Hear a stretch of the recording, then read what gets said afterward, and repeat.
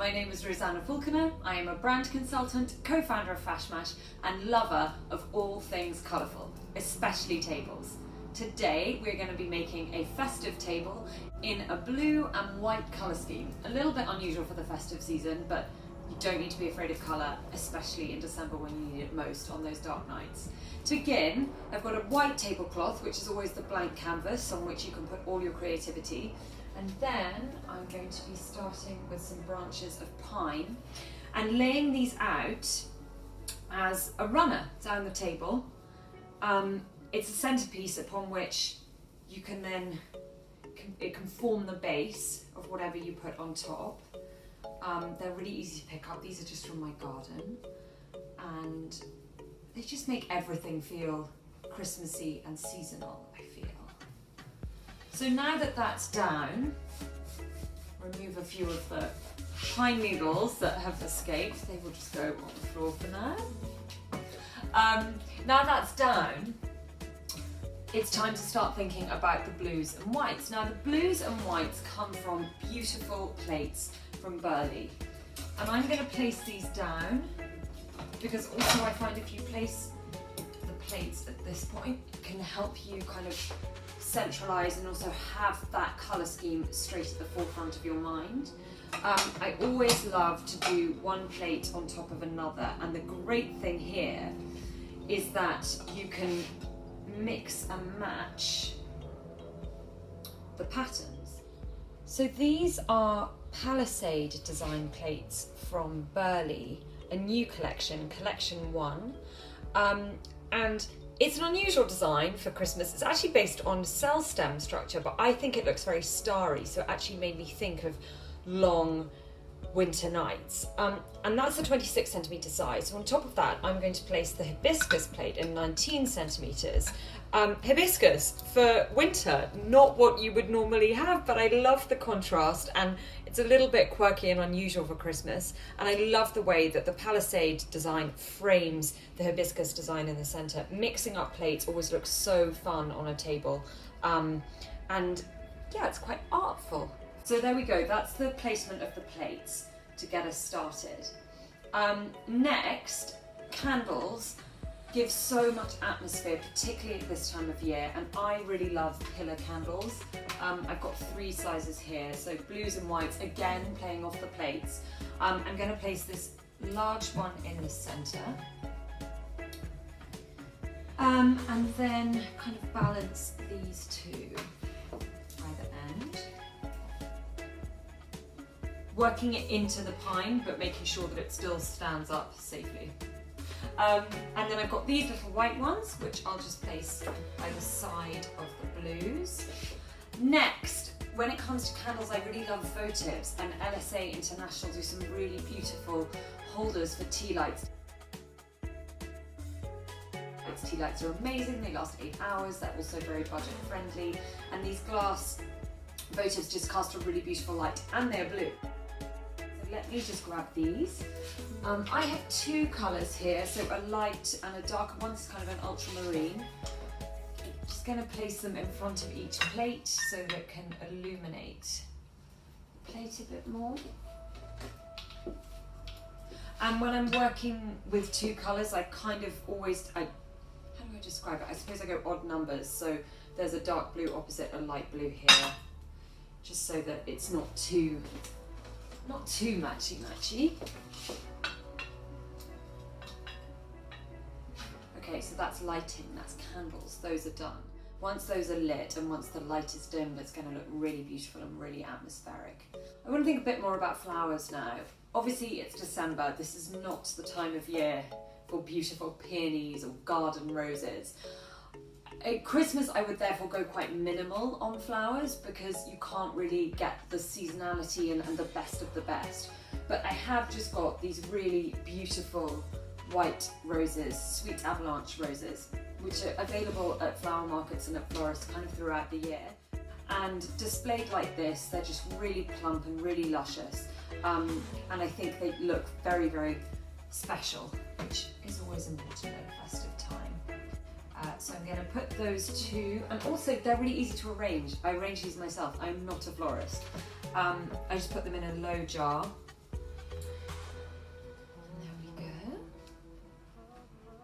So placing those two down between the pillar candles. And then I want to add a bit more life to the runner, I suppose. So for that, I've got smaller buds. These are tiny little garden roses that I have here. And I'm just going to place these between the pine cones. Now, the thing about December is obviously it's cold, and so really you can add flowers out of water to a runner, and I've done it for many years, and they will last through the night, and actually they often kind of look okay the following morning, just because it's so much cooler than in the summer. These are beautiful. They remind me of little snowdrops. And I'm kind of popping these into the pine, as scattering them about as randomly as possible. I hope I'm showing you as well. And it just adds so much character to the display.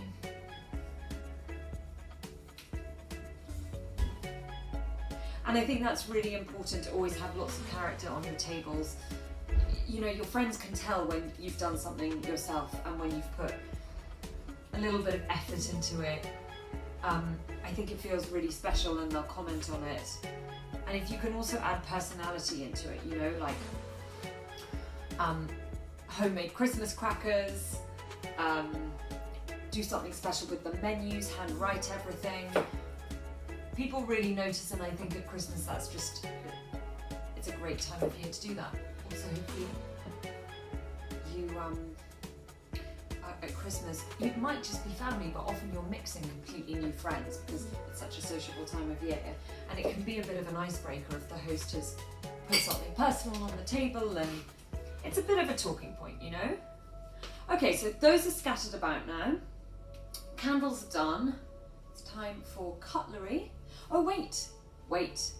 Wouldn't be Christmas without pine cones. They're essential. I have a long history of using pine cones. Last year I painted them, I did a kind of nail polish dip on them, biodegradable glitter.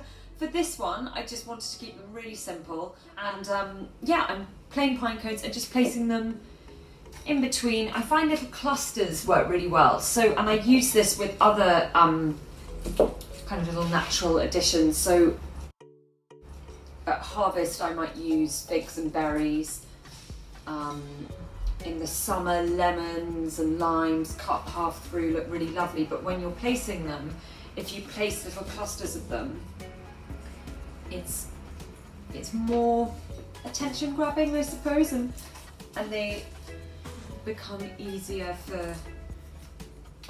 they become more of a focus. That's a really bad description, but I hope you can see the effect. And again, just trying to scatter them at random. I hate it when things look too clinical and too, I suppose, you know, in a way, I suppose, too professional. Like, this shouldn't look like a perfect window display that you might see in a shop. It should look really fun and like you've put it together that afternoon ready for your friends. So pine cones are in place, and again, I think that just makes things feel so seasonal. Now time for cutlery. I always my background is fashion, so let me get this back. My background is fashion, so I think I approach cutlery much in the same way I might approach jewellery with a dress, in that I always think, is it a warm undertone to the colour, in which case I would go gold cutlery, or is it a cool undertone, in which case I would go silver. This blue and the blues of this table and the overall look do have quite a cool undertone, so today is silver. So silver cutlery, well, stainless steel, but you know, a girl can dream. And I'm tying it with, so actually what I've done here, and I do this quite often, I've used an elastic band to secure all the cutlery together, and then I've made a bow from double-sided velvet ribbon, and I secure that in place with double-sided sellotape. A little trick which I find saves a bit on ribbon, but also means that you're always displaying the best side of the ribbon. With velvet ribbon, unless you can get hold of double-sided ribbon, which is double-sided velvet ribbon, which in that case always has the best, you always have that beautiful side on display. That's this, if you use this method, you can tie the bow. And if you're wondering how I tie my bows, because I have a special method, it's on my TikTok, but that means that you're always showing this wonderfully lush and rich side rather than the more plain underside. So yeah, placing these in place.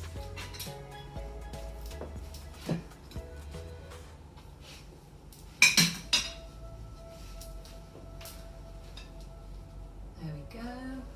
And then my side.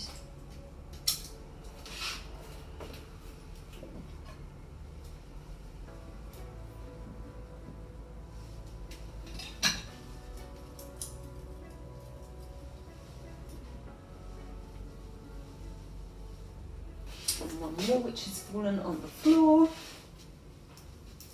There we go, the final ribbon. I also like to tie the ribbons quite long so that the lengths drape over the side of the table. I think that looks really pretty. It's Christmas, so it has to be champagne, it has to be sparkling bubbles, and really, I just love a champagne coupe. Apparently they're modelled on Marie Antoinette's breasts. I don't know if that's true, but I love them. I feel they look more unusual than the traditional flute, and these in particular, they have a double bottom base, which is truly unusual. The colour as well, it's blue like I've been saying, so unusual for Christmas, and I can't wait to toast in festive season and New Year with that design. I think they're really special. Alongside them, tea lights twinkling in these little votives in ultramarine, and I have some in a paler blue here. This is the polka collection here. And I love the light that is cast from a votive, but then equally tea lights, they're really inexpensive. They last for 8 hours, so I think that should pretty much cover you for a dinner at Christmas. And they cast really romantic light alongside the pillar candles, which I have in the centre. And that's it. All that remains for me to do now is light the candles. I have some extra long matches, which always, extra long matches. These are super when you're trying to, because I am quite candle heavy on all the tables I do, and it makes it a bit less challenging rather than trying to use 50 matches for 50 candles. So here we go, a Christmas table ready for the season of joy and celebration and seeing as many friends as you possibly can and spending lots of time with family. And I find it really refreshing to use a blue and white colour palette. It's not something I've done before for Christmas. I always would tend to stay away from the traditional red and green, but it just makes it look a bit unusual. I mean, other ideas, a few years ago I did one that was green, so again this base of pine cone, and then I used kind of boiled sweet colours, lots of rich magenta and deep violet and very bright gold, and yeah, I feel it feels very fresh and modern and fun.